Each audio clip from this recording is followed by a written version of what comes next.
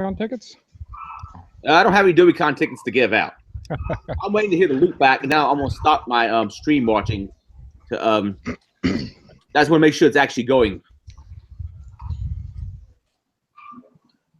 On tickets? I don't have any DerbyCon. All right, that shows that it's going. All right, folks, this is Irongeek cast number 18. Being Sleazy in the Big Easy because I'm going down to New Orleans tomorrow, which is why I will not be up too late for this freaking podcast. Or, well, stream at least. I am here. I'm your host, Irongeek. Everybody else introduce yourself real quick. I don't care what order, just grab it out. I'm Brian. Hello, Brian. All right, I'm TXVB. All right, hello, TXVB. I'm George or Geoferb, and I'm not a computer security expert. I'm James, and I click on stuff. Don't click it. I'm Jack, and I'm constantly drunk. I'm Hot Dish, and I'm on mushrooms. Yay, shrooms!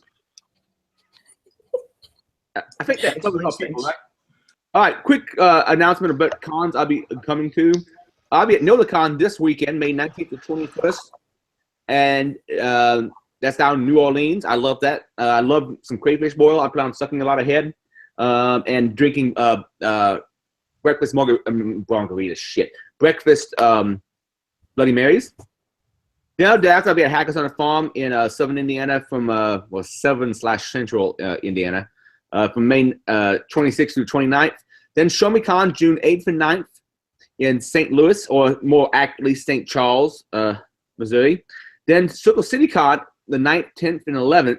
I will not be there on the 9th because can't because I'm physically at Show Me Con. Hopefully, our job will be able to properly set up my equipment.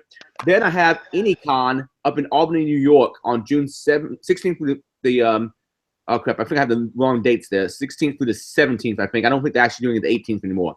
Then B-Sides Cleveland on 6/23. And then I have nothing else written down until like October. Technically, I'll be at DerbyCon. I'll be at like probably Black Hat and DEF CON. But that's what I have coming up. And now I'll move over to show notes. Does anybody else have a little announcement they want to make about anything? Any important things going on in your life that you'd like to share with my my stream of how many people are actually watching right now? Five people watching right now. Strange enough, people do go back and watch the recorded version after the fact. I don't know what they get out of it exactly, because as far as being security related, this is almost as bad as exact. Well, actually, no, it's even worse than Exotic Liability was. Probably some kind of fetish thing, man. Maybe they have a thing for large, hairy, trans Filipino men. What? I'm trans Filipino. He identifies as Filipino.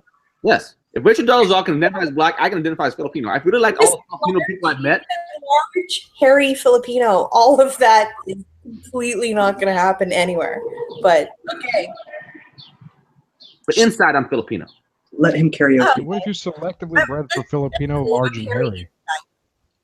As hairy inside. Does anybody have any projects they want to announce? Any major cons you're going to that you want to pimp out before we go into show notes are mostly written by George. Thank you, George. I hijacked our programming. I just want to say that Twitter just changed their privacy settings to default again, related to personalization, quote unquote. And now because I've made a little post about it on Twitter, I've got all these obvious marketing bots arguing with me. It's awesome. It's good stuff.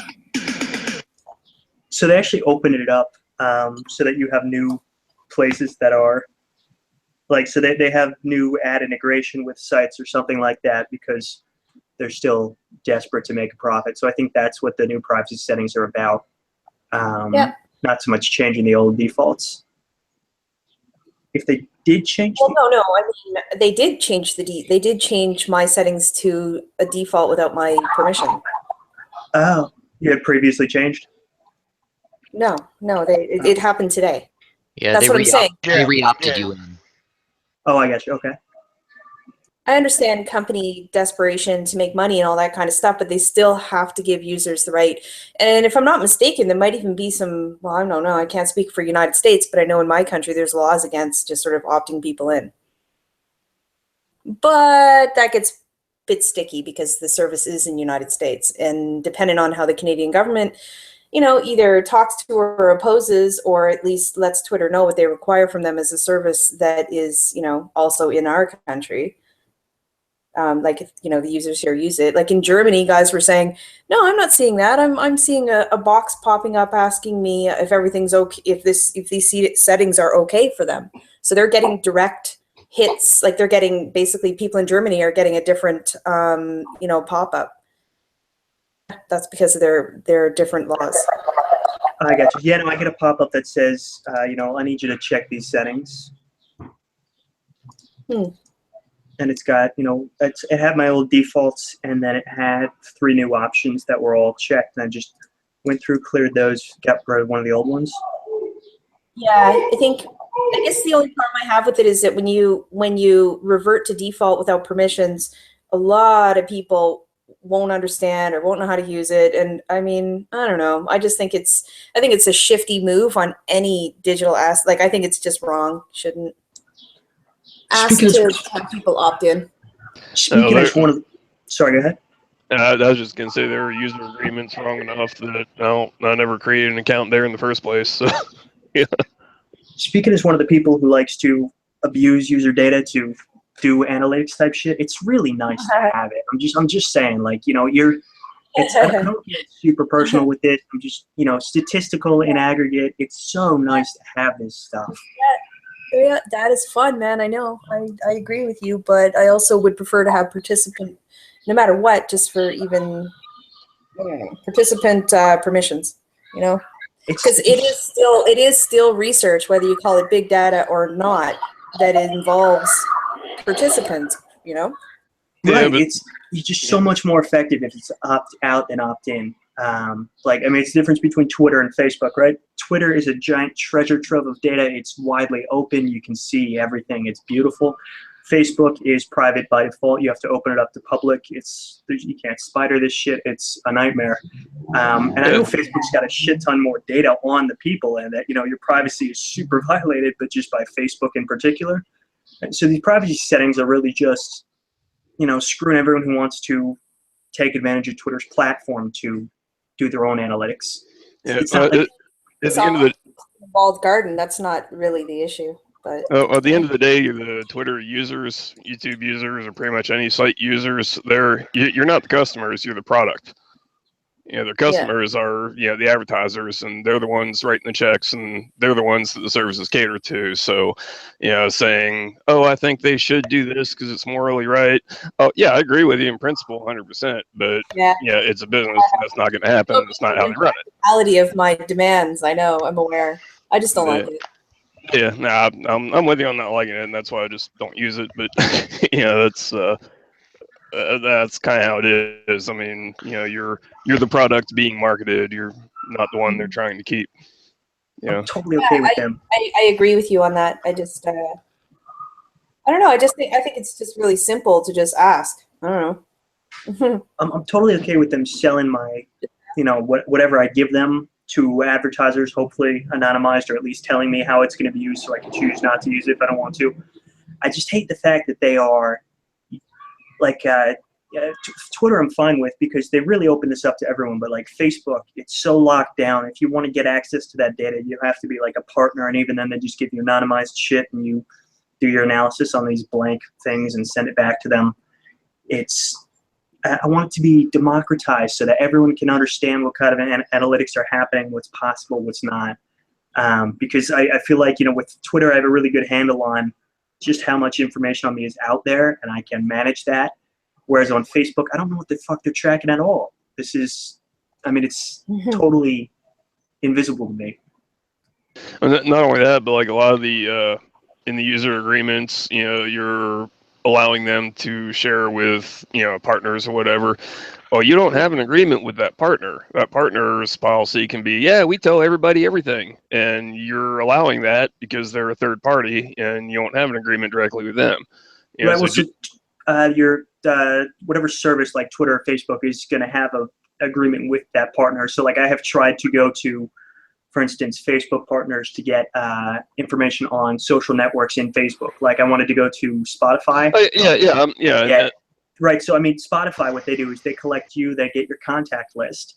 So if No, I can get a bunch of people on your contact list, I get all can that, but if you have a serious data mining company that approaches Twitter and says, hey, we'll pay you, X hundreds of millions of dollars or fractions of millions or whatever it takes, to sign off on this agreement, we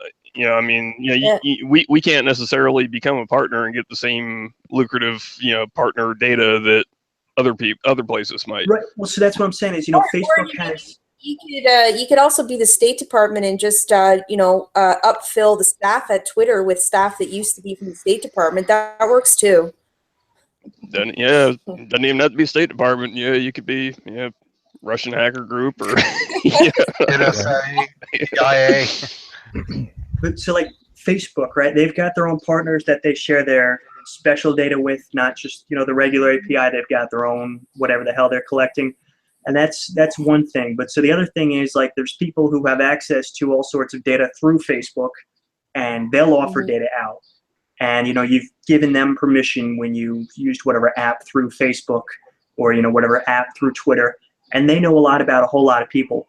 The thing tends to be the bigger those other groups get, the better their privacy policy gets. So I can't get anyone who's going to give me large networks or large portions of the Facebook network, just the user friendship graph, de-anonymized. Because anyone who's got it has a good privacy policy. Anyone who doesn't have a good privacy policy tends to be too small. So they might be able to do something in-house with it. You're placing a lot of trust in that being the fact. I mean, money talks. I literally tried to do this. I've been trying to do this full research. Okay, how deep are your pockets that you tried with? Right. I mean, so that's one thing. The other thing is money talks in business. I mean, I don't trust for an instant that they're saying, oh well, they must have a good privacy policy in order for us to dox all of our clients. No, money talks. Well, so I mean that's entirely possible. I don't think that there is anything. That's actually what goes on. I mean, I don't think there's anything that shady going on where they have, like a separate set of rules for people who are like, well, that's not shady. That's business. I think they have partner programs where they're like, well, if you want to do this analytics and share your results with us, we will actually pay you for it, and you'll get access to all this premium data, but it stays between us. You can't just go turn this over. So you trust humanity way more than I do, George. No, man. Yeah, unfortunately, it was a couple years ago where somebody got a hold of the AOL anonymized data and was able to de-anonymize it. Yeah. Right. So yes. that's so. So that is definitely one thing to worry about. But I mean, you look at the data yourself and you can see what can be what can be inferred. With Facebook type things, I think they realize that the data is all they've got, and they are more careful about who they give it out to than we are. I mean, we just give it pretty freely to them, or in some cases we are paranoid, we don't. But they hold on to this pretty tightly, and they know that this is the only money they've got. If this goes. You don't actually have to characterize people that don't want to share all of their IP as paranoid. I'm sorry, I didn't mean to suggest that that's irrational, crazy. That is perfectly reasonable, and that's actually, I mean, that's the way it used to be, right? You didn't used to have people sharing with you all the time. You didn't have to. You used to have people answer the phone. That's a good segue. That's a good segue from gaslighting to victim blaming. Oh, and man, you guys, just so you know, in my mentions right now, it's 500 people arguing exactly what we're talking about. My friend is one of them, just freaking out. Path is on the war path, just so you know, guys. Adrian, yes. Nice. Path, cyber pathogens. She saw the she saw the guys that probably work for Twitter as whoever attacking and trying to be snide with me. So I just let her roll. She went. She's taking care of it. I love her for that. All right. So the things that someone's added in, and probably George. Maybe TXVB. I did, yeah. Subject matter is wait, who's that said that? TXVB, yeah. Okay, I had it on a different screen at the time. We have DerbyCon ticket giveaway. which if we click on that particular link, we will see what it brings up. Let me see. I won't actually. The one that's in the chat, guys. Sorry. Yep. I don't have a Disney card ticket giveaway. Let me give you the show notes here. I'll put it in the chat. Those watching on YouTube, it's also in the description. All right. The next subject is about WannaCry and the global cybers. It was earlier about victim blaming. Wait. Malware kills. Actually, we'll combine these two topics. What are your thoughts on WannaCry and also people victim blaming? Quite frankly, I want to do a little bit of victim blaming.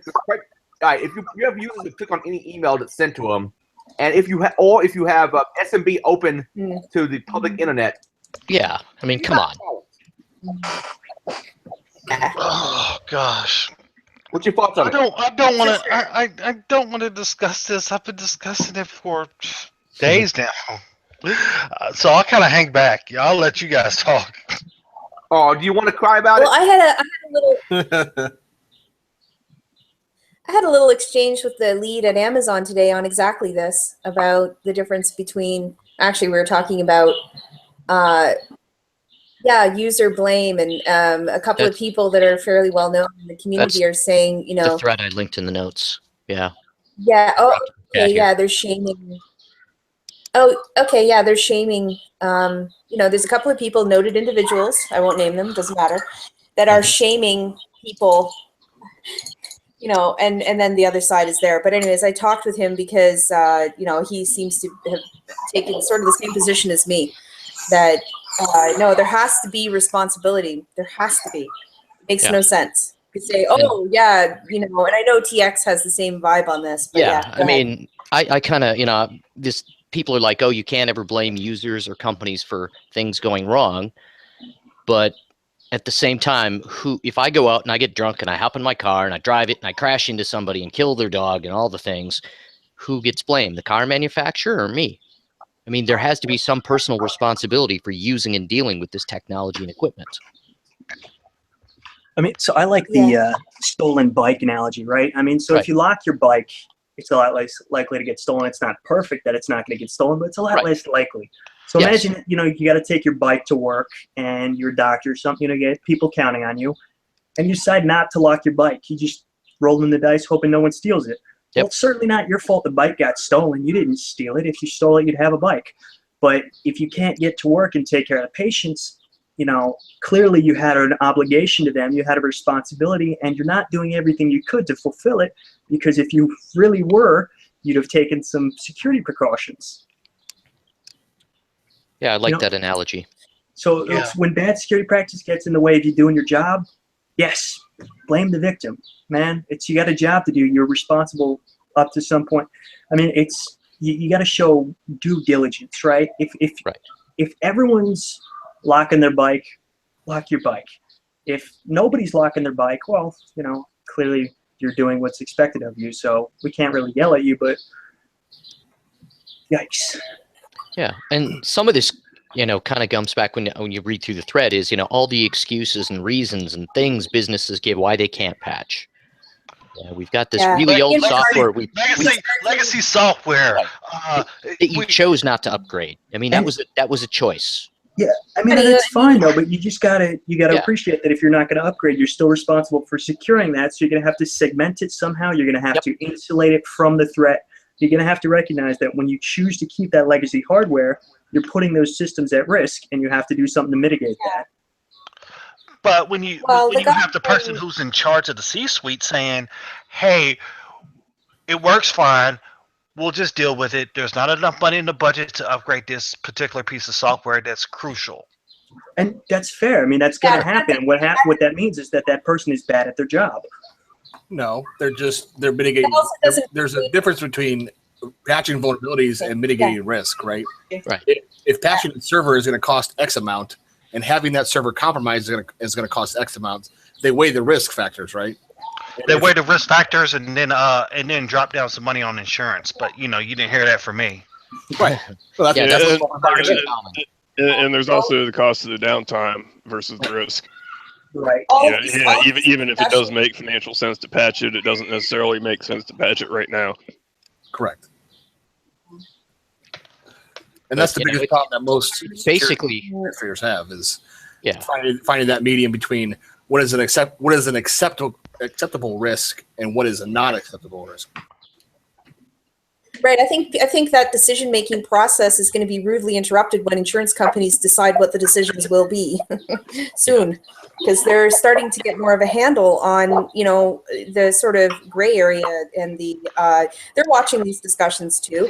They're having these discussions about who is responsible, and it is going to change the way that really just adds another variable into the actuaries' calculations, and and then that'll be offset by some businesses aren't going to be as in tune. They're not going to be convinced that what the actuary said is worth it. So it's just balancing the numbers. Right. Well, right now the problem is like some of the cyber insurance firms they're re-underwriting every 6 months because they are trying desperately to get a handle on what the actual risks are for them to insure companies with. No doubt. Yeah. I mean, they're putting themselves out of business by being a malware. By being an insurance company that's going to cover something like ransomware. You are encouraging people to write ransomware because they know the ransom's going to get paid, and you're increasing the risk as you do it. Mm-hmm.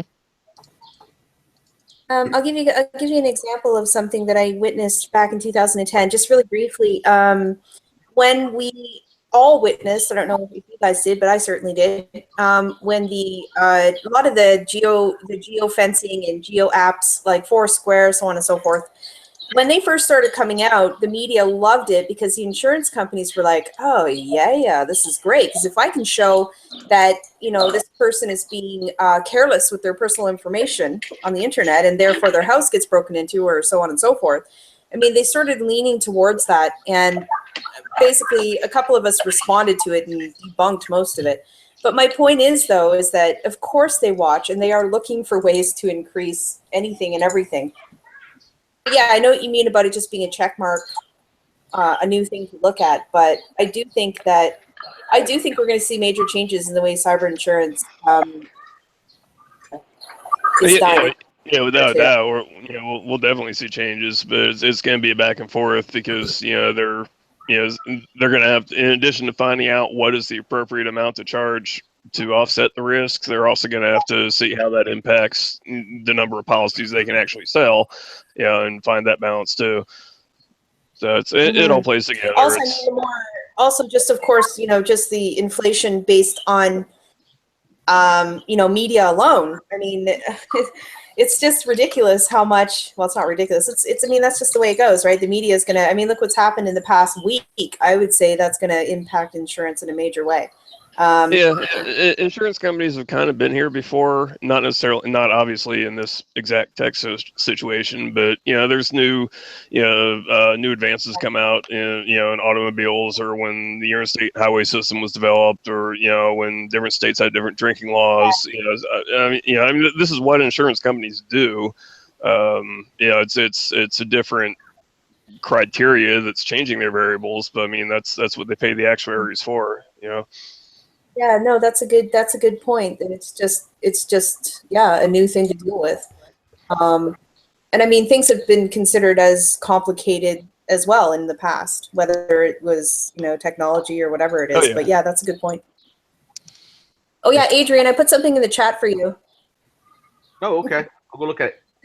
Just a little tweet that I did about conflating victim blaming with some, it's actually language that's used in criminology and victimology. It's not something that I've ever considered to be applied to, patching. It's just silly watching it being thrown around like that. Thank you. Oh, how do I add more than one person to a group chat on Twitter? Try to do a message to more than one person. Oh, how do you add someone to a group chat? You just let me see here. You just go up and go to the group that is in. Well, I don't have a group yet. Okay, we'll make one if you're going to add somebody to a group. I've done it before, but how do I make a group? So you go messages, new message, and then you just check the names of the people of your contacts or enter the names. Okay. Yeah.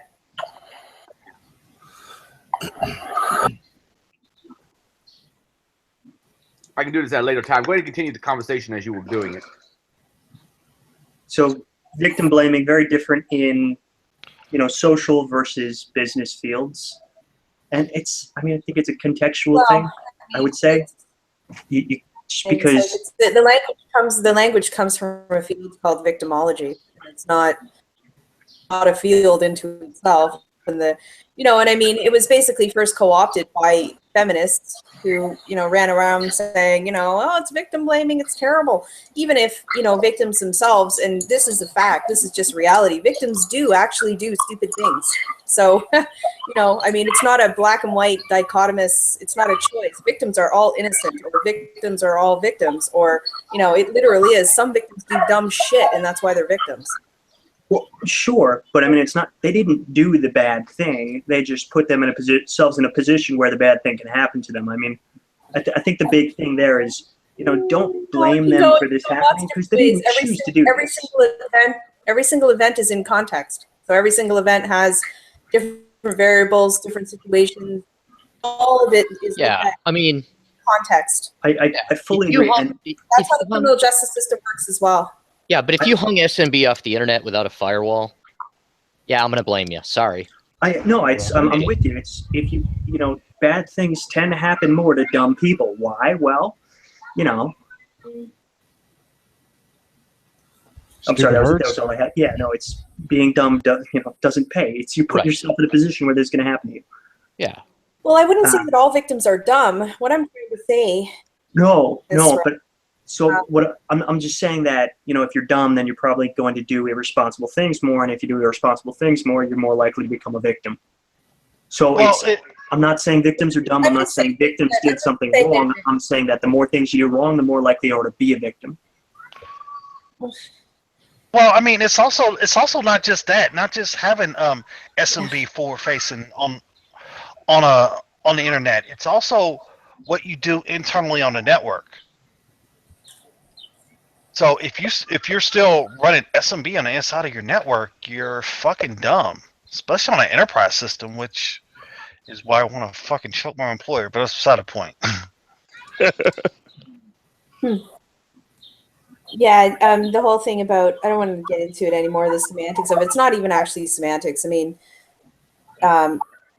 Basically, we don't run around blaming victims for truly innocent situations, but there are situations where victims, are responsible partially for the situation they got themselves into. And those kind of things, when they do hit the criminal justice system, are levied and weighed, and case law is, used to basically make judgment on these things. So you can't ever say that all victims are innocent, because that is actually, it's not correct. And that's why, in the context we're talking about, like in information security, saying, oh, well, you can't say that the end user, you shouldn't shame them because it'll make them, whatever you want to say.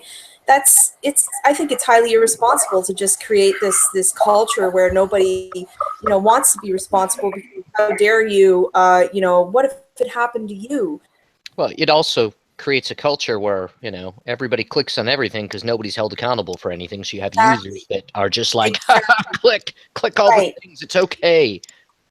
Exactly. And that's actually true related to some aspects of criminology too. But yeah, absolutely. Anyway, so. So I think I'd like to make the distinction between being responsible for something and being guilty of something, right? So the person who acts in bad faith, who does something with malicious intent, that's the bad guy.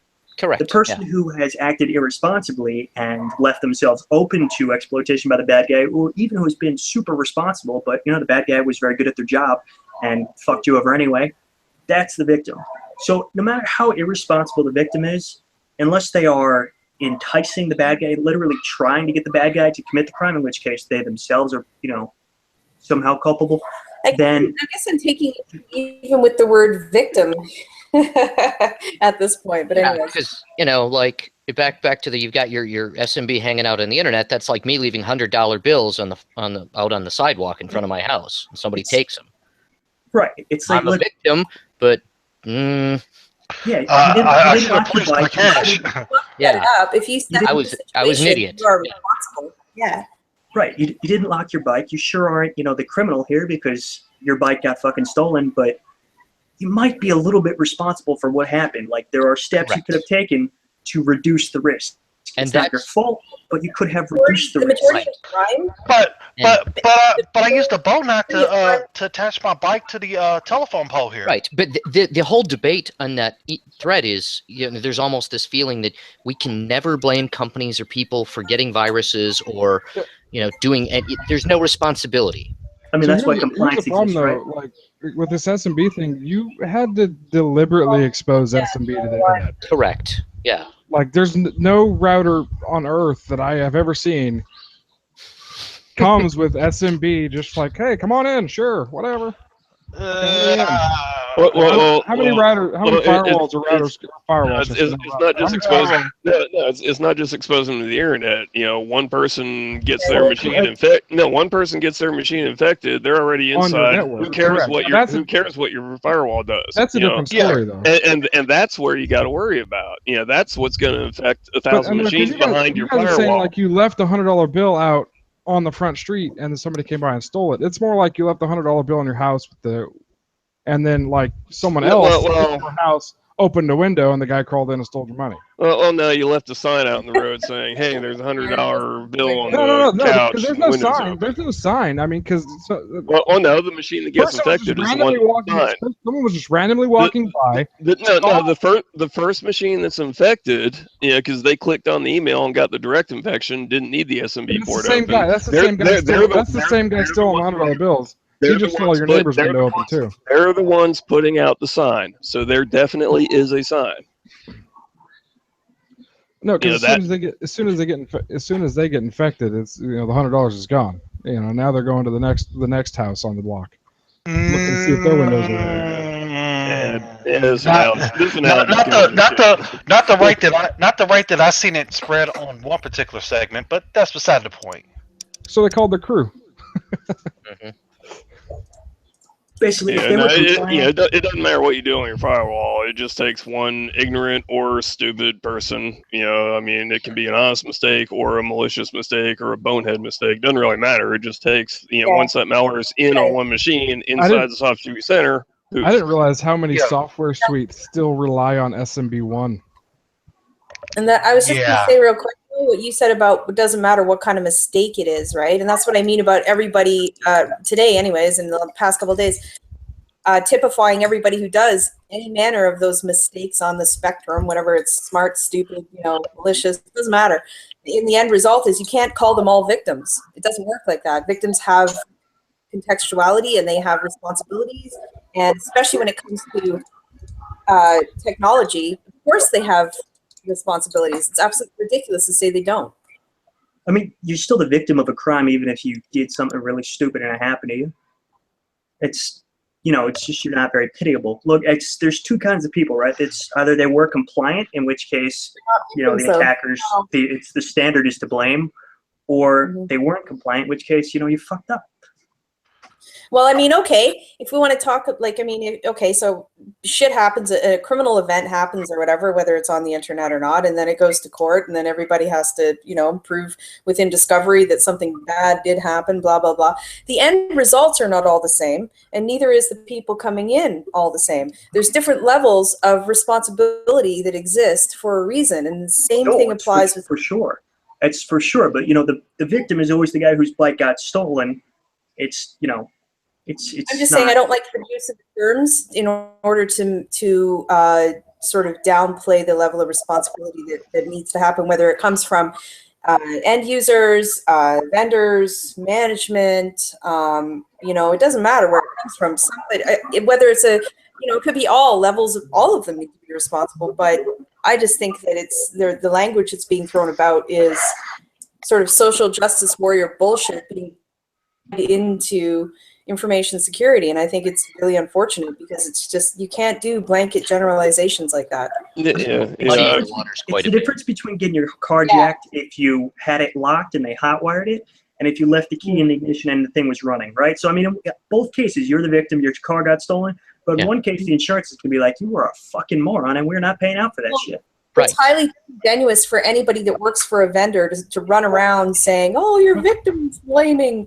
It's like, you know, not only does that kind of come across as, well, I don't know, it's just kind of whatever. But I think it's really disingenuous to use that. It's also emotive. So when they say, "Oh, victim blaming," what they're doing is they are appealing to emotion. And we all know through tons of research that, you know, invoking any kind of violent criminal act to create, you know, a certain perception of something else is valid. You know, shutting it's down valid. conversation. It creates a very lopsided, very biased position. It's really hard to shut that down. It's like when someone comes and says, like, you know, to Adrian or something, "Oh yeah, you know," or you know, "You're a jerk," or "You're a rapist," or, you know, it doesn't matter. It shuts down the conversation. It's the same kind of thing that I see going on with victim shaming bullshit. Yeah, part of the reason I think, I mean, that happens is just by the nature of, you know, large corporate environments anyway.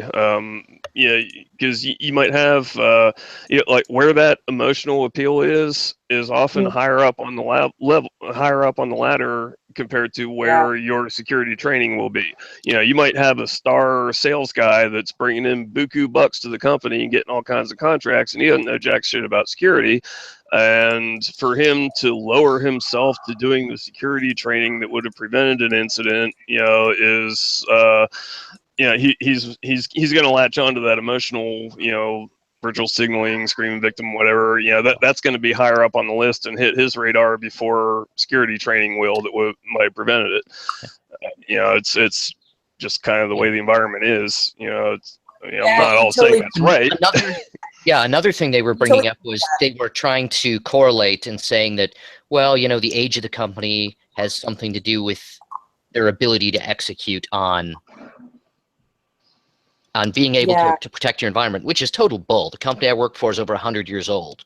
And yeah, I think the size of the company would play a bigger role than the age of them.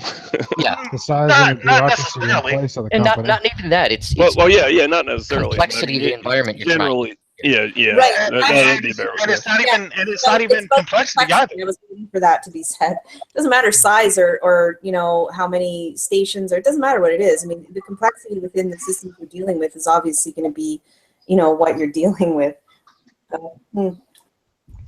Well, the problem is you turn one thing off and you break 5 other things, so you got to sit there and fix and figure out how to fix these other things. You know Do I put in T-Service Pack 2 or 3? Right. So what if we learned in this nation? Victim blaming in IT is retarded. Okay, thank you. It's learning disabled. Oh, pardon me. I don't know, but it still feels good to have those gotcha moments where you're sitting across the table from somebody and you're about ready to fire their ass because, hey, they infected a bunch of machines with malware. But that, in my experience, never happens. And that's a whole nother discussion. You know, the users screw stuff up or somebody doesn't protect things properly, and the weight of the doom doesn't fall on them. It falls on the security department. Yeah, there should be a wall. There should be a wall of shame in every break room listing everybody that's had their company laptops infected by anything. It's this. We have InfoSec award ceremony every year called the Shamies. It's this hatred of users fucking up your beautiful network. I think that created the bastard operator from hell. Have you read this? Oh yes. Yes. Yeah. No, your network is perfect. It's the fucking users that mess it up. And yes, they're pain in the ass, but without them, you don't need the network. True. But again, it's back to, if I'm operating a car irresponsibly, at some point the state's going to step in and say, you're not allowed to drive anymore. We're taking your license. Yeah, you can't wait. That's because you can kill people. Right. Well, you can kill companies. Exactly.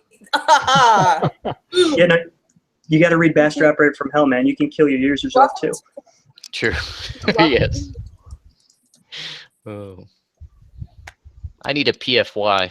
I think when it comes to stuff like people, how like what do you call them? Like hospitals and stuff like that, where they're putting all these like surgical machines and stuff on the internet, accessing these things remotely. That kind of stuff is like, yeah, there needs to be some. There needs to be some penalties. It needs to be segmented, or at the bare minimum. But there needs to be penalties for not doing it right or not hiring somebody that can do it right. You know what I mean? Yeah. When it comes to stuff that can actually kill people. Well, it's all about them doing it cheap. Okay, well, let's just throw it all on the same. Let's throw it all on the same network segment. Just make it all one giant and not segment it off, and we'll just go ahead and do that. Well, because I'm only making $43,000 a year. Yeah, pay them like $30,000 a year, and no, that's dangerous territory when you start saying there should be penalties for that, because who's going to be responsible for writing all the penalties? I mean, do you really want government dictating what shouldn't be done? I don't want government dictating much of anything, but they usually it up. I mean, in principle, I agree with you, but that's that is real dangerous territory if you start saying because somebody way outside our control is going to be the one deciding what the felonies are and what's penalizable. Well, Trump's already taken that first step by signing that executive order on Thursday, I believe. It was Wednesday or Thursday, but right now it only applies to the government. Right. It only applies to government agencies. Yeah, it doesn't mean. But they can use that as a framework. Well, but I work in the company I work for. We deal with financial stuff, and there are some weird EPA-like things where there's bodies governing us where they're able to pass regulations that impact what we are required to do on a state-by-state basis, and it has the force of law, but it's not a law. And there's a lot of weird stuff going on with that right now that I think a lot of companies and even in InfoSec people don't see and understand what's happening. And then there's the whole litigation side of that on what could potentially happen, what exposure you could be opening yourselves to if you do violate any of those, even if it doesn't break any law per se. Correct. There's one that's New York passed one, and there's actual financial penalties. And there's no law, but yeah, if they audit, there's penalties.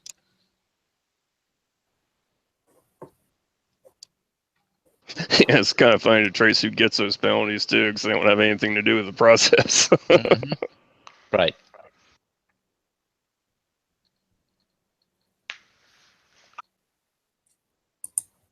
Let's see if they're still arguing about the privacy changes. I betcha. Betcha.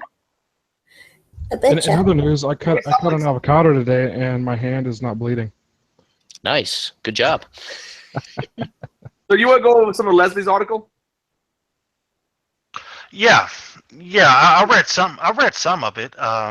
It's in the show notes if anybody wants to actually see it. I'm going to read through the questions. She had several people go through the questions herself. Her victims for the questioning was, of course, herself. Dan Mesner. I know him from his list of passwords. He has a really good list of passwords. Tara M. Wheeler. I think you all know Tara, right? Yeah. Robert Sheenley. I don't know him. Apparently, helping people with stuff while holding a senior management role in InfoSec. Space Rogue, who used to be part of the Loft team, and also I believe he ran the Hack Your Derby at DerbyCon for a few years. Chris Sanders. I see him all over the place. Jessica Havenstreit. I'm sorry if I mispronounced your name. Second up is her Twitter handle. Oh, yeah, I know her. And she has various questions that have already been answered. But I'll ask the questions of all particular group to add on to this. And there's a link in the show notes. All right, first question is, first of all, the elephant in the room. Did you go to college or university yourself? If so, did you get your degree before or after you started formally working in security? Let me answer it first since I guess I'm the host, and I'll take that host privilege. I got electronics degree and associates, a bachelor's in computer science, and then finally a master's in security informatics. I didn't really start working in security, though, until I'd already had the bachelor's and had been working in tech for several years.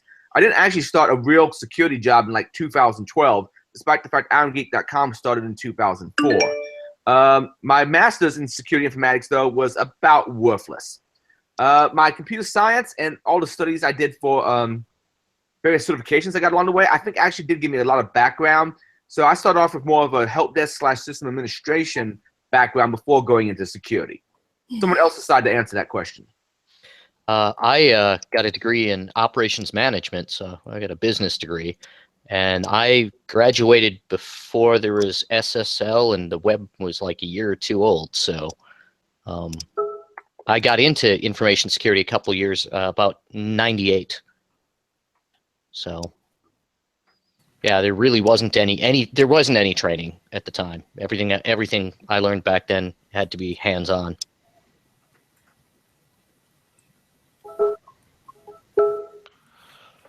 Yeah, you had to defend against the ping of death. I did. and I actually remember we're writing a program that we actually did tell you a lot of stories about the phone companies, custom software for the phone companies, the Baby Bells, and we were hosting portions of it at our company, and we wrote it all in Silver Stream and Java backend and all kinds of crazy stuff. But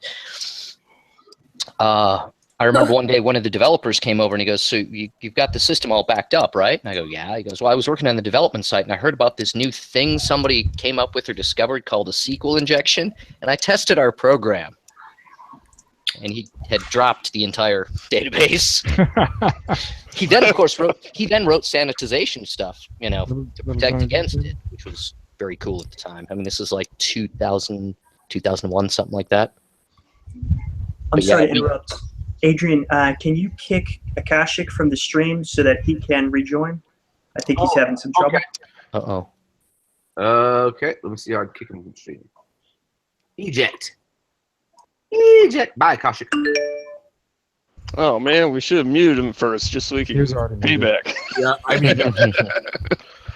Yeah. Okay.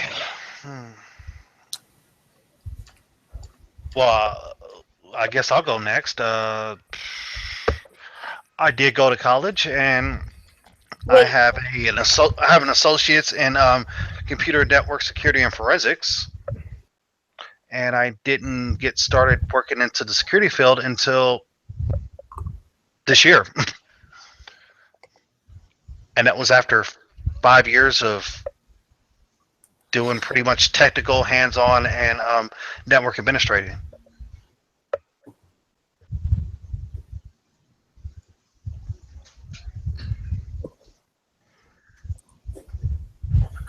All right, next person.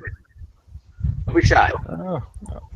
So I have an associate's in business management and then a bachelor's in systems engineering or systems administration.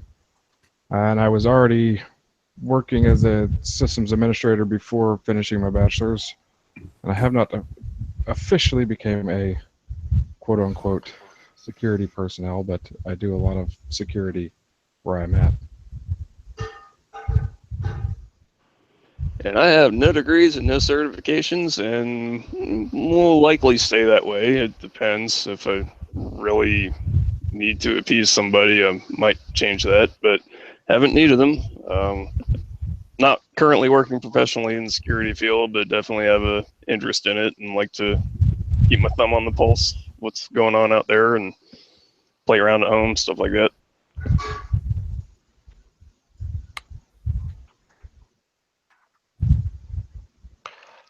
Oh, that's bad. Uh-oh. What's bad? All right, tell me how I undo that. I don't know how I blocked it. I ejected them. I didn't think eject was a permanent block.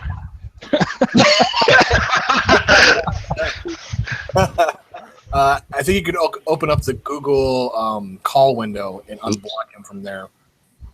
The Google call window. What the hell is the Google call window?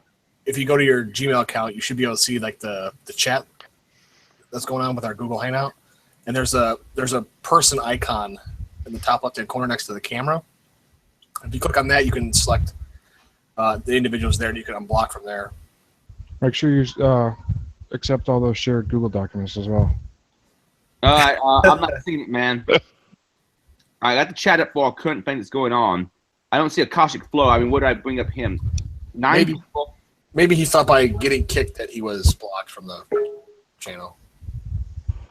He might try to join after Beef joined too, because that filled us up with 10. Yeah. Oh shit! But Beef left again, I think.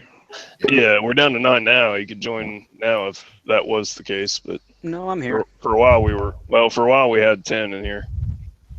Somebody dropped. Oh, his friendly left. Friendly friend. Canadian girl. So I'll go next then. I guess I had multiple degrees, coming straight out of high school, and I did the network engineering / comp sci path with your typical 2 and 4 year programs. And then I went and got a bunch of boat tech, certificates, I guess you could say, and that's where I got all my certifications. I started in the career, but I definitely did all schooling before getting into the field, and then realized that once I got into the field, that the schooling was primarily useless. So I stopped pursuing it further. I don't know if I'd say schooling is useless. I mean, it's got its place. Well, if I was thinking more like business management or project management, stuff like that, but like to take actual like the math classes, English classes, those were great. Yeah, those helped out a ton, right? I'm not saying that. I'm saying like the electives that I took were borderline useless because by the time I was getting into the actual field, all that stuff was not even used anymore. Or in the that's the problem. Is so like college is so spread out still. Like where high school should be your base of knowledge, your math, your science, your English, and all that other stuff. College should be a more focused thing. And I feel like they still throw in too much extra crap. Well, I mean, and it also depends on what kind of college or university you go to. I went to a technical college, so yeah. If you go to a technical college, they cut out all that crap, But if you go to like a traditional 4-year university, you're still stuck with all the here's your extra junk you got to learn to to check the box. A technical college isn't considered a degree, though, is it? It's more. It's considered a degree. Yeah. I mean, that's where I got my associates from, a technical college. I got my associates from a 4-year like traditional college, and then I was like, man, I don't want to do all this extra crap. So then I went to a technical college, and it's a bachelor's degree. It's a bachelor of science. It's just they kind of waive or work around a lot of that other garbage you got to take to get through. I always thought that was a vocational certificate of completion and not an actual. No. You're talking about a short-term focus program. I was just talking about just straight up 18 months. Did you do like English, math classes, all that kind of stuff? That all. Well, I did my associates someplace else, and it was all covered under my associates. So. I was going to say, like, if you're just going straight to like a trade school, But no, like a lot of like technical colleges, they're not making you like they don't have such stringent math and English requirements because it's not required for the information that you're going for. So you still have to take math and English. It's just not. I mean, well, I guess English is English. You can't make it any harder than it already is. Right. Right. I mean, but that means you could do harder levels of math. You know what I mean? To pass. Where most technical colleges realize you don't need fucking goddamn trigonometry to be a network engineer. You know what I mean? Hello, motherfucker. I agree. Fuck trigonometry. I just want to say that. I don't know. Good point. I'm pretty sure you got your webcam on in some way or another, Laura. Yeah. It doesn't matter.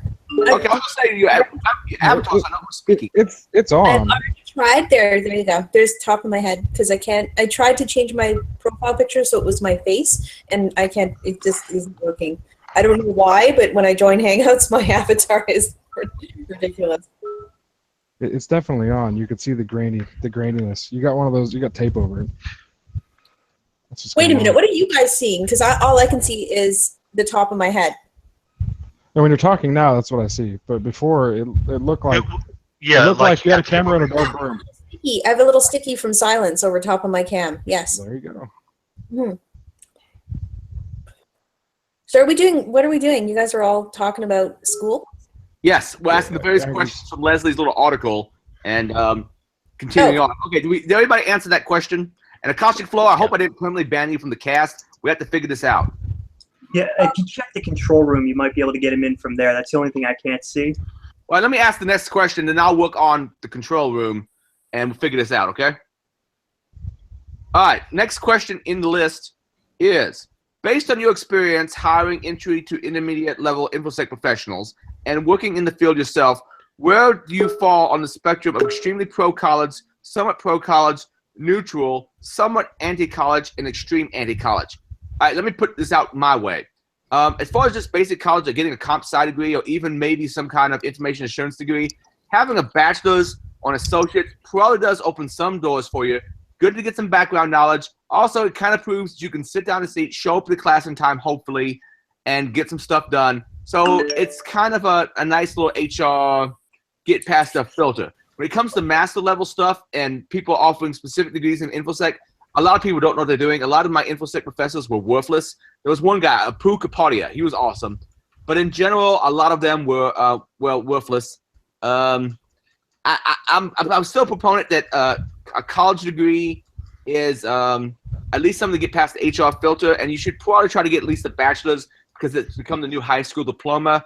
However, I'm not sure a master's is necessarily required by any means, and I'm not sure all of focused InfoSec degrees are that useful. Anybody else's opinion? Go ahead. Yeah, I think college degrees are useful in that it gives you a base level of experience in various things, whatever your degree is. But as far as for InfoSec, I found them to be pretty useless when I've gotten candidates in because we tend to work with fairly specialized stuff, and we're looking for somebody that knows checkpoint. You're not going to learn that in a college setting. You need somebody that knows X, and the only way to learn a lot of this stuff is hands-on. Exactly. That's the real disconnect between training and what we need in the industry. And so when everybody talks about the skills gap, I think the skills gap is mostly self-inflicted by us because we're not willing to bring in junior people and train them up. Well, there's that, and college is more of, like I said, it's kind of like a spread spectrum. It gives you a kind of a base understanding to stand on, and then after that, it's up to you to learn more and more relevant stuff. You know what I mean? Adrian, I need to ask you. I'll ask you later. You just added me to a group with a bunch of people. I don't know. Oh, I'm sorry. Undo that? Yeah, for now, if you don't mind. All right, we'll do. So I was meeting up with a bunch of local guys at this hackerspace in Orlando here, and they're all in like Polytech, University of Central Florida, South Florida, Florida State, and they're all these college kids, and they're learning stuff in class, and I'm discussing some of my inner workings of what I'm doing at work and stuff like that, and they're like, "Holy cow! Like, can we see you do this? Like, can we watch you do this? Because we're not doing anything like this." And these are like juniors, seniors, and bachelor programs. Some of them are actually going for post-grad and master's stuff. And so what I'm doing is I'm starting up this internship program at my work to bring in college kids a day or two during the week on their dime, and they can come in and check out the environment, work with us, kind of shadow us for a while, and then once they get the kind of hang of it, we start giving them like small tasks here and there. And we just had a kid go through it, and he said he learned more in his brief little 3 months than he did, technology wise, than his entire 4 years in school. So I think we need more programs like this to get kids into like more internship programs, because I think internships in IT are very frowned upon, just because you don't want to give people the rights to do anything as an intern, and they really can't play with anything as an intern. But I think that's something that's really lacking in the industry that we need to get going. Well, I've had a bit of a different experience than most. Like, I've had a sysadmin teacher who actually had taught some decent InfoSec lessons, such as there was an assignment where we had 2 minutes to break into a Linux system using a live boot CD, supposed to emulate a sysadmin showing you around their data center, stepping out to the bathroom for 2 minutes, and you adding a user to a system. That was a decent lesson. As for the actual pen testing classes, the college was terrified of having any. They were actively against them. They were afraid that the FBI was going to breathe down their necks and shut them down. Not that it was an isolated lab. It was just that the concept of teaching sponsors hacking. That stuff, though. the concept of teaching hacking was such a boogeyman. Correct. The FBI literally has like contests and events. Well, what they're afraid of is repercussions because someone is doing something from the liability factor. Yeah, my school had some of that also. They didn't really want me to teach people how to crack web, for instance. Right. There's repercussions legally. Times have changed over the past few years. Thank goodness. Times have changed since I was last since I was in college. The FBI, when I was in college, the FBI did not have much in the way of programs. They were still pretty much, we will jail any and all hackers. If you do anything that smells of hacking, you will be locked up for life. That kind of rhetoric. Right. They're obviously not doing that anymore. Window shopping and knocking and trying the handle were jailable offenses. Yeah, right. There's when the feds make a change in rhetoric and make a change in what they consider bad behavior, it takes time for that to filter down into various state and local level institutions. So, I mean, it's understandable that, it may be years after the FBI started giving out, started making competitions, teaching people how to hack, though, join the FBI afterwards. It's still going to take time for people to realize they're not going to get the wrong kind of attention by teaching people. So just one thing I'd like to bring up, I'm not, like I said at the beginning, I'm not an InfoSec professional. I'm not a computer security expert, so this may be different in your field than in mine. But one thing that really, you can really notice a difference is that, there's two kinds of skills people build. One is general education, one is technical training. And so, the general education teaches you how to think about and conceptualize the problems at a high level. And it teaches you how to explore and, how to improve upon things. Whereas the technical training gives you, it's know-how, it's how to actually deal with real-world problems. It is how to do your damn job. So it's, you can bring someone into a physics lab and they don't know a damn thing about physics, but you teach them how to use the machines and you teach them, how to, say you're doing some kind of spectroscopy, right? You tell them how to align the mirrors, you teach them how to aim the friggin' laser where it needs to go. They can do it out. They can get shit done.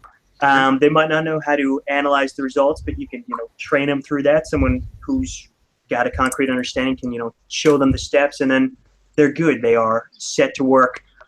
And this I would call like technical training, and you can very quickly make someone very effective that way. Whereas even if they have 10 years of schooling on physics, they're not going to know how to do this right off the bat. It will make more sense to them. They might be able to pick it up more quickly. And once they've got these skills, they might be more productive. But they're not going to be as useful as someone who's got the technical training until they get that training. They're going to need to have the skill set regardless.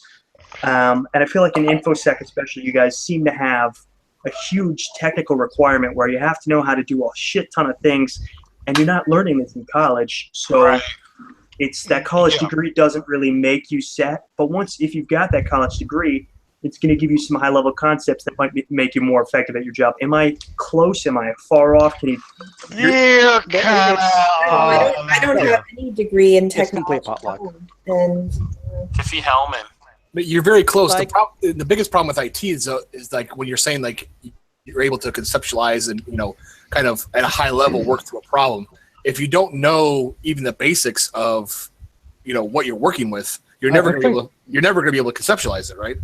I think what a big problem is though is a lack of passion. Like most people that are into InfoSec at one point in their life had a passion for figuring out computers. I'm sitting here right now reading a freaking packet dump. You know what I mean? Like, who does that shit on their spare time? Passion is a very. We have a lot less freedoms these days than there used to be, or. No, there's way more resources that you don't have. Literally I said capture freedoms. I didn't say resources. What do you mean less freedom? What do you mean by that? Yeah. No, what I'm saying though is like you can learn all this stuff without doing anything malicious. You know what I mean? Like there's capture the flags, there's online capture the flags, there's freaking tutorials that are online where somebody says people got don't get me started in hacking for various different reasons. It's not hacking for the sake of hacking. There were people, kids in the 80s and 90s, who got into hacking because that was pretty much their only avenue where they felt like they had any control over their lives. They could knock people off AOL. And there's also you had various motivations. Yeah. Now, so do you have? What's up, my brother? I think we're talking about security professionals. That's different from the power junkies, kitty hackers, whoever's just out there to fuck shit up because they need a power strip. I'm not just talking about that kind of stuff. I'm just talking about the original motivation for people. Right. Well, nowadays, the motivation is: do you want to work for the man? Then learn cybersecurity. Does the man pay money? I'm willing to work for the man. One of the man pays money. One of the regular the man pays less money than the corporate man. One of the questions I regularly use in interviews is diagram your home network. Yep, I use the same one. If you're interested in tech, you've probably got something more than a Linksys router and a computer. You've probably got, I got more. You know what? Mainly what I use my damn Linksys router and. Do you got a minute? Router right now. I mean, and that's not it. I have other shit like I have stuff like Ethernet over power, but I can't say I really regularly use it. So I have a cable modem and a Philips Wi-Fi light bulb. I've got a freaking Catalyst switch. It's Windows XP machine and the iMac. They both go into the WRT54G, and that plugs into the FiOS box. So I have a story here that kind of wraps this whole kind of talk together with what we're talking about here. Is I just interviewed a guy last week who had a master's and MIS degree, just got it, has been in the industry for 17 years. And I asked him that question about, tell me about your home network. Draw it up on the whiteboard for me. Let me see it. And it had a Comcast modem, a wireless router, Linksys. He didn't know the model, the firmware, or he didn't have any crazy stuff on it, and then 2 computers, and that was it. And I said, "Do you play with any Raspberry Pi devices? Do you make any cool you have any projects going on?" No, not really. I mainly just I like fantasy football a lot and stuff like that. And coincidentally, this guy basically failed every one of my technical questions as well on the in my interview. And it was really sad to see someone with a master's degree does it and has been in the industry for 17 years. Now this may be kind of master's degree in what? MIS, Masters of Information Security. Jeez, appreciation. Okay. So I take it he read the brochure. So yeah, but you know what? One thing that's a huge problem in the field is for college. It's the degrees. There is no standard for what the degrees even mean. Information sciences, cybersecurity. I don't even know if someone with a PhD in cybersecurity has touched a computer for more than typing up reports. Yeah, that's what I'm talking about. A lot of these cybersecurity degrees are managerial degrees. Right. Yeah, my degree program, my master's in security informatics was pretty fucking pointless. I actually had to define what pen test was to two of my professors. Another one, I wrote a paper on malicious USB devices, and they had to ask me, I know what a hub is in relationship to Ethernet. What is a hub in relationship to USB? And I understand a computer science degree is ultimately mathematics, but still. Yeah. What is a hub in relation to USB? That's what I'm talking about earlier with, there's this technical training that you really need to have if you're going to work in this field. It feels like you're going to have, 2 kinds of computer users. The one user needs to print, they need email, and they need internet. That's it. If they can print, they can email, they can browse the internet, they're happy. And those people are never going to fuck their own shit up enough that they're going to need to learn how this shit works. They're going to need to, they're not going to get those technical skills because never broke their shit, because you don't break your shit doing those 3 things. I guess you will. That brings up a good point. Like, part of the reason why there's so many expert hackers in the old days, they had a scarcity of resources. They had to try new and innovative ways to try to get things done. They had to learn the internet of their computer to get things done that are very simple point and click these days. You can now get a virtual machine by browsing to a website. They also had to use VI or Emacs to edit the xconfig file before they had a GUI to click on. I mean, yes. Let's be real. You've got a lot more talented computer users now. You have a lot more talented computer users now than you used to. You just have a lot more computer users in general now. So you might have, a whole lot more people who just use it for internet, email, and printing. Actually, I'm finding it's going the other way. As people are going more and more to mobile, the newer and younger candidates that are coming in are actually totally clueless. Yep. Yeah. Because they don't have a computer at home anymore. They don't want to know. Yeah. I'm not saying a bigger proportion. I'm saying you got more people total. Yes. That's what I'm thinking though. Is like as the next 10 years, we're probably going to see like the decline of the quote unquote PC. You know, because the only people that are going to have computers in their home are going to be PC master race folks that game and will never give up the mouse and keyboard, for one of those worthless substandard controllers, and then hacker enthusiasts or PC enthusiasts together, and then professionals, and everyone else, your normal print and browse the interweb folks. They're going to have a phone, and that's it, or a tablet. Or they're going to have, or it's going to go back to thin clients. I mean, I think it was trending that way in like 2013, but it doesn't seem to be happening, man. People aren't losing the desktop; they're not losing the laptop, whatever. Yeah, it's really trending that way in 2013, but you don't see corporations that require that yet. Yeah. But I mean, you got Samsung phone already came out with a dock and a keyboard and mouse and monitor. You put your phone in it, and now that's how you interact with your phone. You know what I mean? Like the push to get rid of the big tower is more and more enterprises are trying to push the BYOD stuff, and they're probably doing that in hopes that they don't have to supply 100,000 laptops to their employers. Please. Currently, according to the. Go ahead. Part of the thing is hacking is not what. No, go ahead. Hacking doesn't have the same kind of respect that it had, at least when I was growing up. 90s, 2000s, everyone wanted to be a hacker. Everyone respected the hackers. They were the best and the brightest. They were able to do awesome shit. Nowadays, it's do you want to be a growth hacker? Or that stupid, I think, CBS article about hacking the supermarket by making a sandwich? I mean, the word has been devolved into nothing. I think as people are learning how to turn the router off and back on, they're realizing that a lot of these hackers are just running a little program that does shit for them, and they don't actually know shit. I mean, they're realizing that being a skitty is being a skitty. The jocks learned how to be script kiddies. But what they learned also the problem with how to be a skitty, but what a skitty is, and they respect it less. The Silicon Valley culture has killed the hacker ethos. Nobody's going out and doing stuff in their own garage.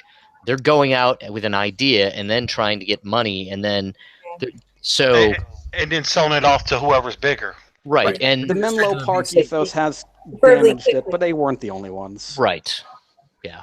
The government did a huge number as well. I mean, you look at the early days of DEF CON, a lot of pranksterism, a lot of people doing shit that was flagrantly illegal for shits and giggles. Mm-hmm. It's the kind of, and you obviously don't have that anymore. No, that's not that kind of deviance is no longer really seen as you can get away with. The kind of deviance is you're spending a lot of time in jail and your rest of your life is ruined. I mean, so it's there is that as well. Yeah, well, I mean, deterrence doesn't really stop, people from fucking around and breaking the law. But I mean, I think the ethos is alive and well. I just think that some people shift and move out of circles that, are doing that. I mean, as you get older, you're not hanging out with people that are doing that goes back to an observation I've made about the conferences at ShmooCon and over the last 3 or 4 years and otherwise. There are new people coming in. But the average age of the presenters and the average age of the people we see at the cons, it's the same people. And they're getting older and older, and some are leaving the industry and they're some are even retiring now. And there's not a passion in the new generation. I don't know if it's our fault or what do we have to do to get people interested in this kind of stuff? Turn off fucking TV. I think you still got the passion. You just got higher demands. So you gotta have. I think it was an interesting point, whoever said it. I don't know why, but it's not showing me who's saying what right now. But anyways, whoever said it, I think it's an interesting point that everything's becoming, basically terminal to mobile, and it's creating a sort of click and go kind of thing. It's not. Yeah, I think things are shifting for sure. So the interest is going to be, how can I get a job doing this, or is this easy to learn, and how quickly can I? It's not like Not the same thing. Yeah, when phones generally discourage hacking.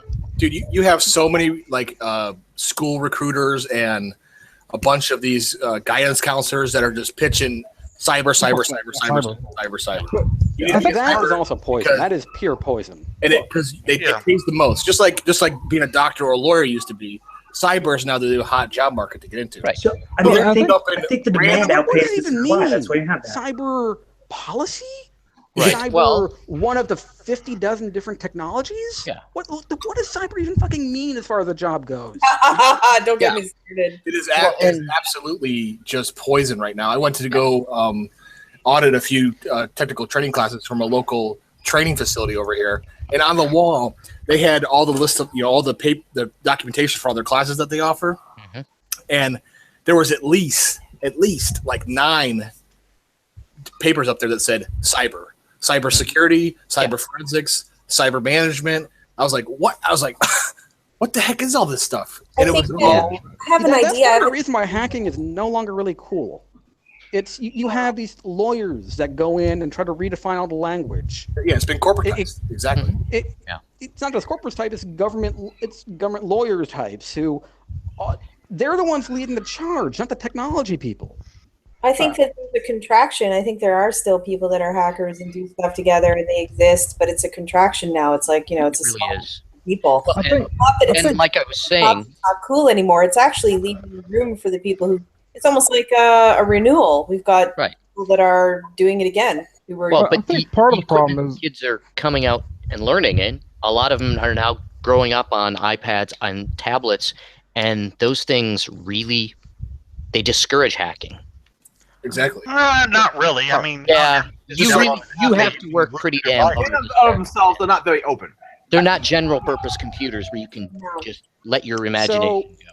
I remember back in the 2000s, early 2090s, where pretty much one of the biggest things hackers did was any corporation try to put a lock on a computer, it was gone. Yep. There are a lot of communities, file sharing communities, other communities, etc., that were revolved around you have more powers than the corporations who try to restrict your freedoms. If you want to be the kind of person who has a freedom over the people who try to stifle you, you become a hacker. Become a systems engineer. That's not really a thing anymore. The lawyers have pretty much you're pretty much guaranteed to get legal threats in many cases these days. Of course, you can always try to hide behind multiple VPSs, cloud providers, et cetera. But that's a shrinking. That's very much so a shrinking demographic. I always saw hacking as. I think that hackers, quote unquote, I think that they're a lot of the hackers, like the people. I don't typify hackers as like, oh yeah, it's really cool. I mean, there's really good hackers that are criminals, and those guys are growing by leaps and bounds. So, yeah, they are. Well, hackers are script kiddies. Mostly those are in Eastern Europe. They're not all script kiddies. It's too easy to typify organized, criminals as script kiddies. That's just not the case. If you have to drag and drop a payload into a program someone else coded, that's obviously skitty. But I'm saying that there are people that obviously know what they're doing.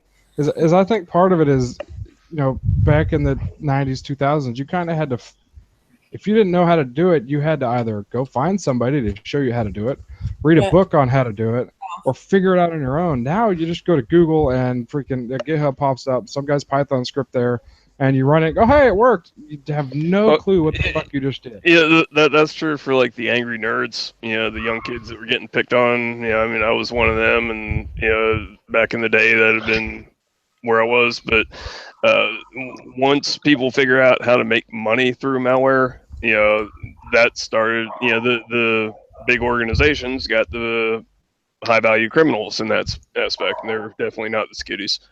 Yeah, exactly. Thank you. Guys, I'm going to move on to the next question so we can get through this and I can go to sleep and I can get to one last question I want to end that with. Go for it. Is hackers pretty much tied to the free software movement? Because I always saw it as pretty much lockstep. It was earlier than that. The free software movement. It was earlier than that. Yeah, it was. Well, I meant the 90s and 2000s, not. Early 90s, Linux was still being developed. I mean, free software movement really wasn't a thing yet. Late 90s and early 2000s, I should qualify. So understood though. Yeah, the free software movement really wasn't a thing until later on. Mhm. Okay. All right, next question, number 3. What are some skills, motivations, and credentials that stand out to you the most on an entry-level InfoSec resume before the first phone screening? I would say I like your previous description about, I think it was TXBB, who talked about what is your network diagram. Yeah. They actually have a side interest beyond just the job. That's good. Certain certifications, I don't know, it's escaping me. The ones that come from offensive security. OSCP? Yes, that is really impressive. A few certifications at least might show that you have some knowledge, but mostly it's just showing a general interest. What was that, Laura? Oh, I was just making a stupid joke. My brain just all of a sudden said GBH, previous bodily harm. No worries. Keep going. All right, but what's y'all's answer? What kind of credentials and so forth would you look for an entry-level person? A+. Yeah. I guess we know what the Fed is. Well, no. The feds look at a minimum of Security Plus. Okay, I apologize. They want to see somebody that can answer what port is used for a USB broadcast hub. Nice. Yeah. But I'm not as interested in certifications as I am is the rest of the resume. What projects have they done? Have they worked on open source projects? Have they done their own research? Have they had something published? Did they install Slackware 3.0 from 127 physical floppies? Right. Have they ever managed to get Gentoo running on anything?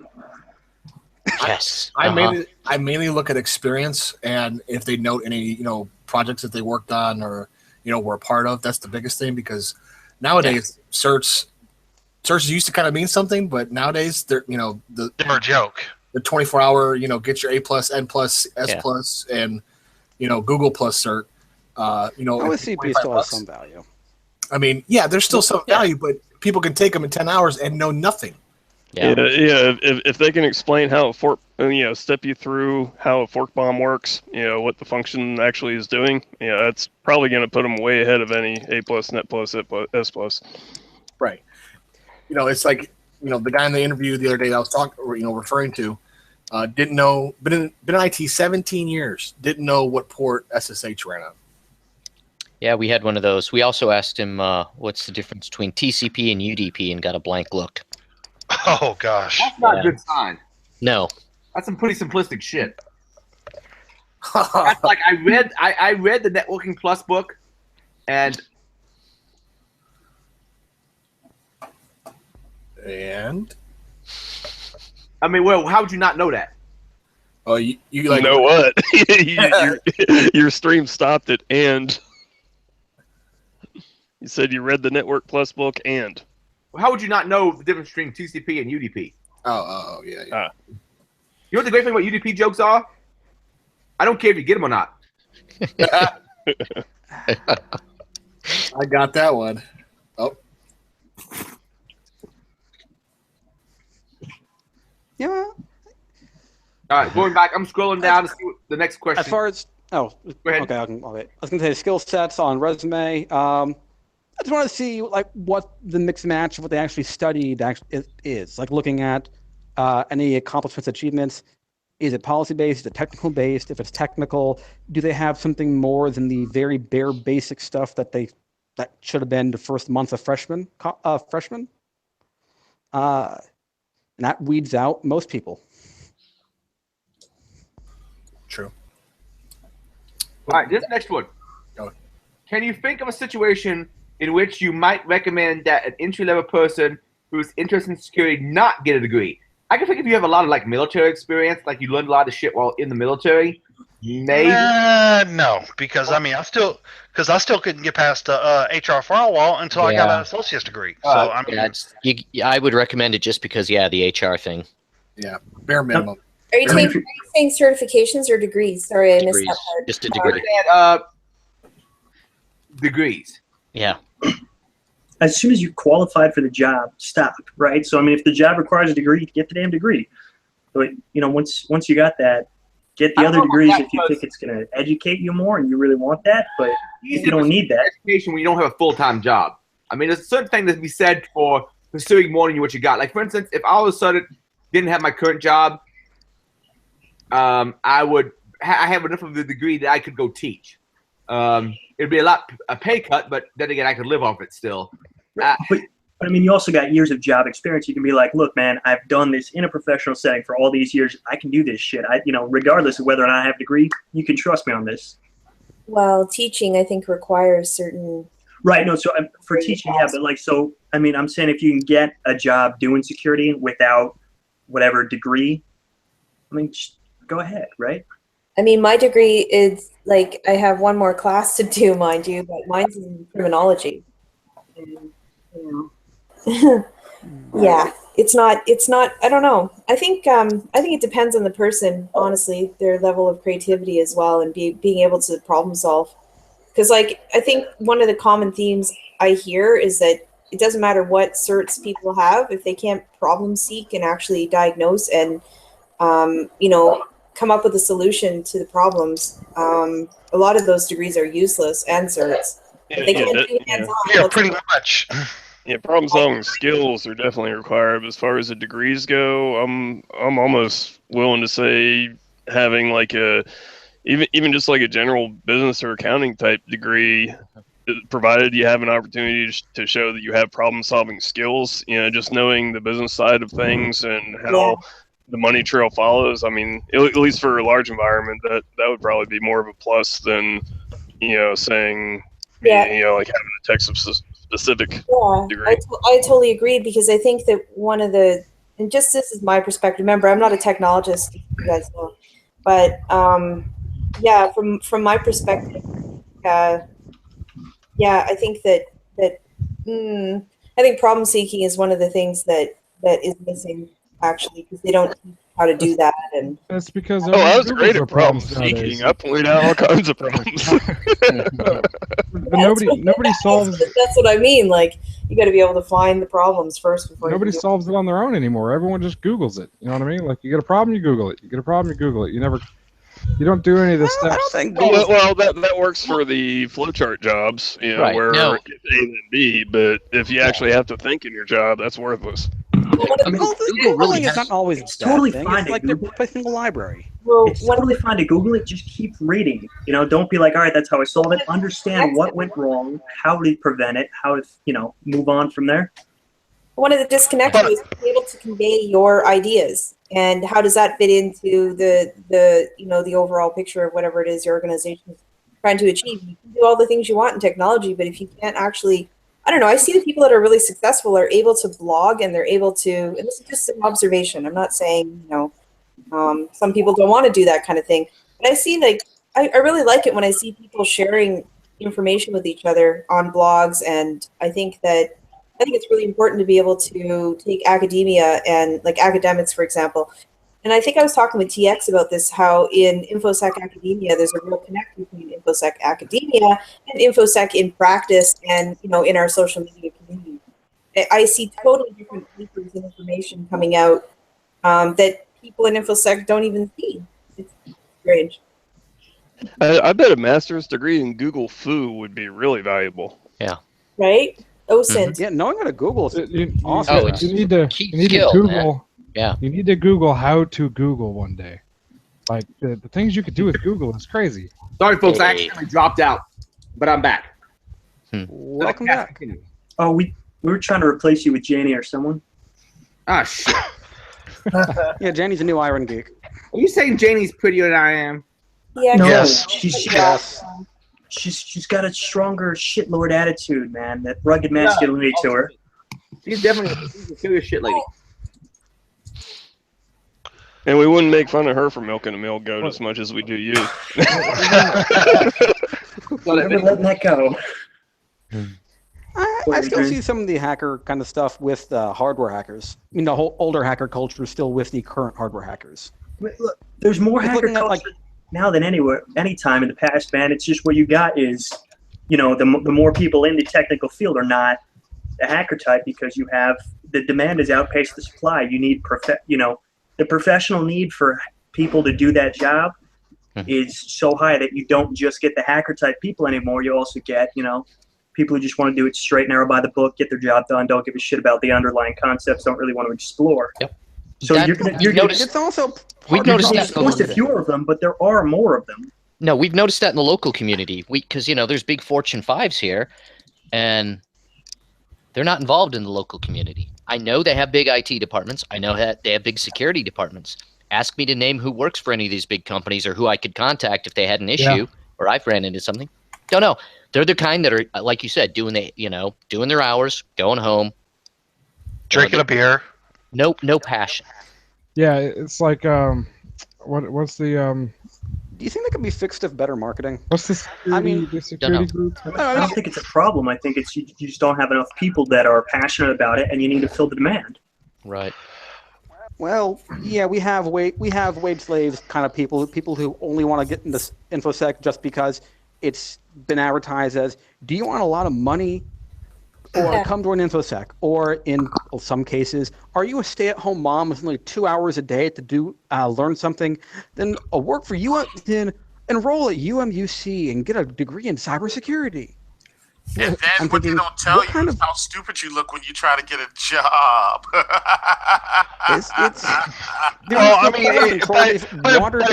it won't matter because by that point the school's got their money and you're on the hook for financial aid.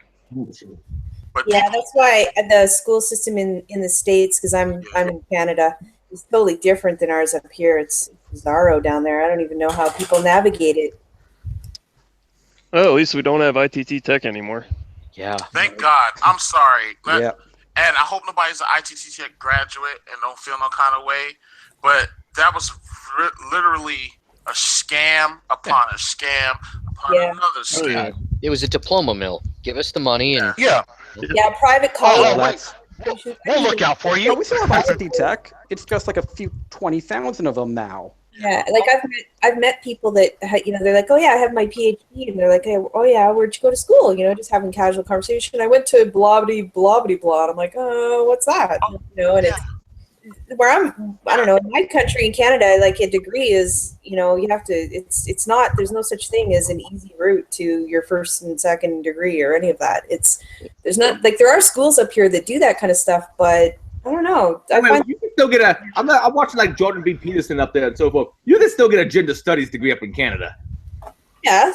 You can